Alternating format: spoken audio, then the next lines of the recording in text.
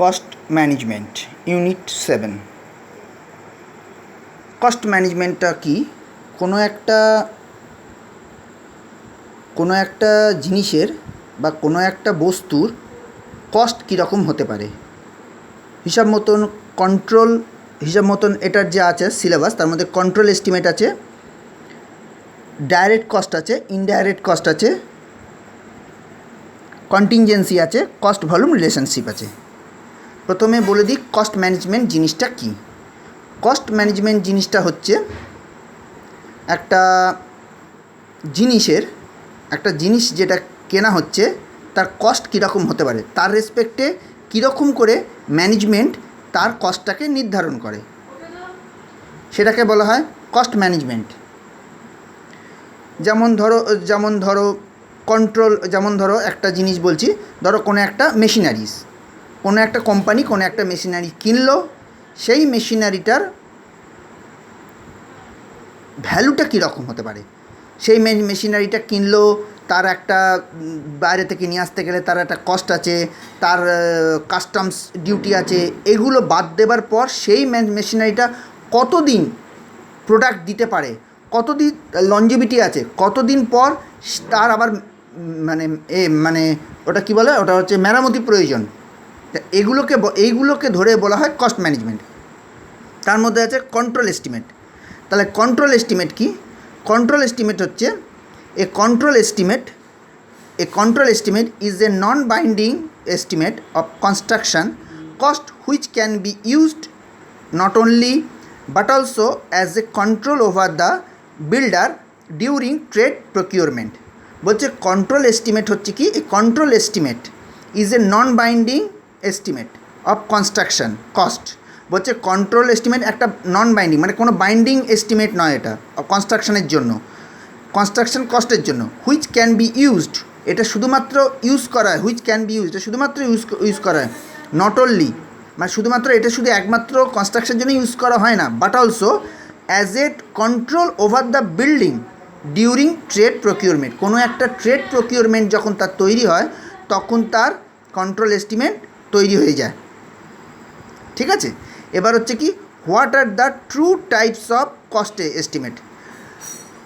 Nonetheless, there are three types of cost estimation classified according to their scope and accuracy. There are order of magnitude estimate, budget estimate, and definitive estimate. মানে হচ্ছে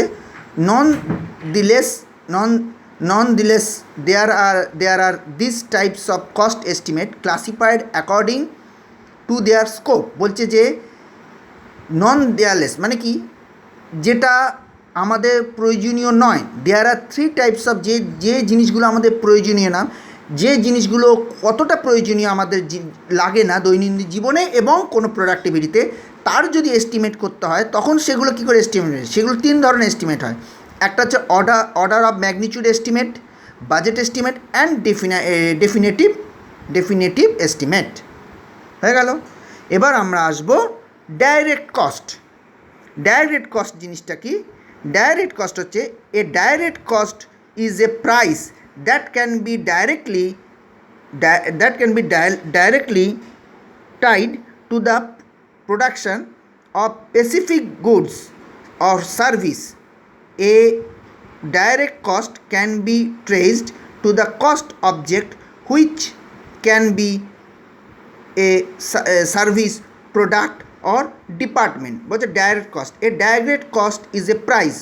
direct cost মানে হচ্ছে সরাসরি যেটা কেনা, cost মানে হচ্ছে কেনা, ডাইরেক্ট মানে সরাসরি যেটা আমরা কিনছি, is a price that can be directly tied to the production, মানে ডাইরেক্টলি এটা প্রোডাকশানের সঙ্গে টাইড করা আছে, অফ স্পেসিফিক গুডস, কোনো একটা স্পেসিফিক গুডসের ক্ষেত্রে, অর সার্ভিস, এবং সার্ভিস মানে হচ্ছে যে জিনিসটা আমরা চালনা করি, যে মেশিনটাকে আমরা চালাবো সেই মেশিনটার ক্ষেত্রে।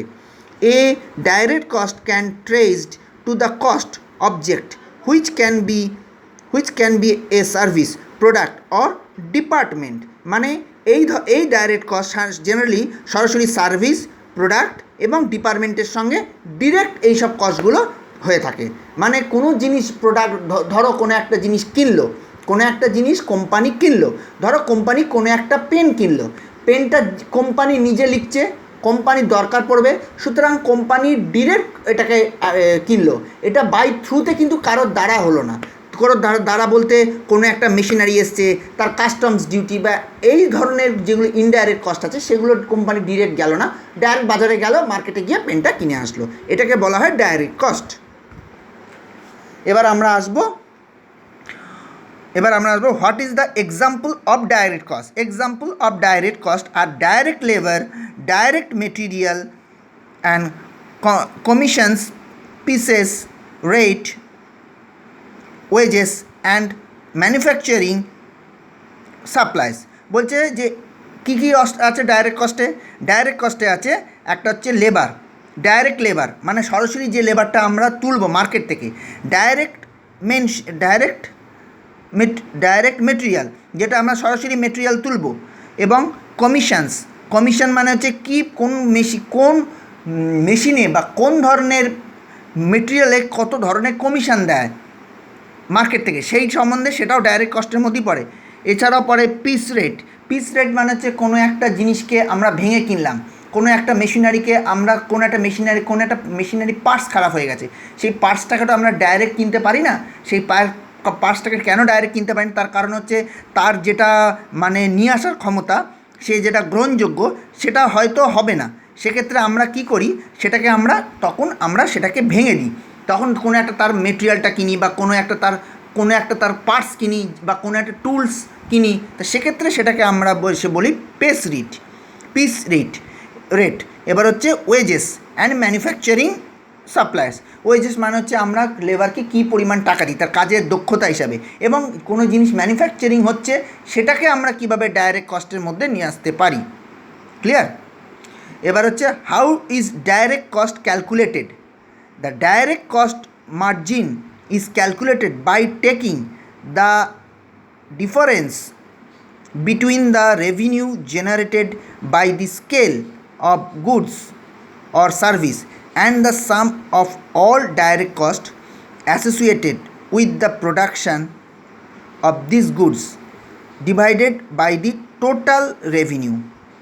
বলছে দ্য ডাইরেক্ট কস্ট মার্জিন হচ্ছে ইজ ক্যালকুলেটেড, আমরা ক্যালকুলেটেড ডাইরেক্ট কস্ট মার্জিনকে আমরা কীভাবে ক্যালকুলেশন করব, by taking the difference between revenue generated by the scale.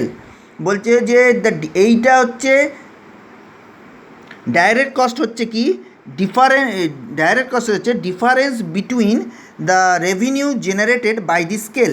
বলছে যে রেভিনিউ যেটা জেনারেট করবে সেটা ডিফারেন্স স্কেলের দ্বারা সেটাকে আমরা ডিফারেন্স করতে পারি, scale of A goods or